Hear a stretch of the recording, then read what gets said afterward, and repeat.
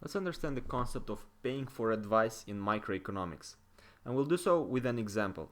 Suppose we have the following utility function, square root of m, where m is our money, our income. And we have two choices. So in the first choice, we could open a pub, and with the probability of 100%, which is the same as probability equals to 1, we would have income of $1 million. Now the second option would be to become a tennis player, and we would have a probability of 1%, which is the same as 0.01, to become successful and have an income of $250 million. And with the remaining probability of 99%, which is 0.99, we would have an income only of $200,000, which is the same as $0.2 million. Now the question is, what would we choose? Well, recall that we're dealing now with uncertainty. So when we're dealing with uncertainty, we're dealing with probability. So because we're dealing with uncertainty, we are dealing with probability, and when we're dealing with probability, we must calculate the expected utilities of these two choices so that we can make a decision. So let's do that. We would calculate the expected utility of opening a pub. So let's write it here below. We would have the expected utility of opening a pub. That would be the probability of opening a pub times the utility from opening a pub. Well, the probability is given as 1, that's certainty. In this case, it's certain, times the utility from opening a pub is square root of the income, which is square root of $1 million.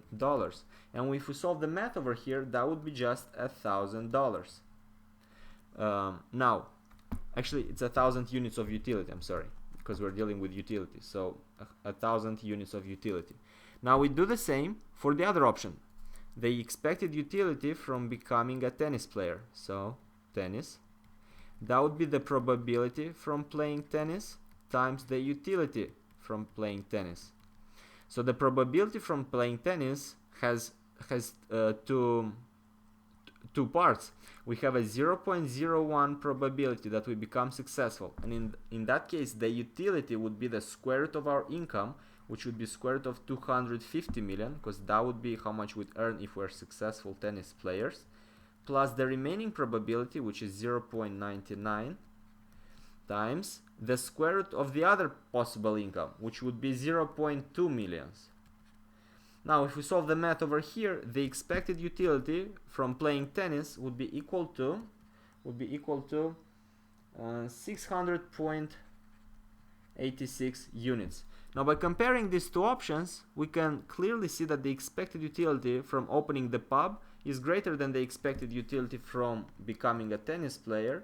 So 1,000 units is greater than 600.86 units, meaning that we are going to go for the certain option. We are going to open the pub. We're going to leave it like that in this video. In the next video, we're going to discuss what happens if we can pay for advice, for consulting what to do.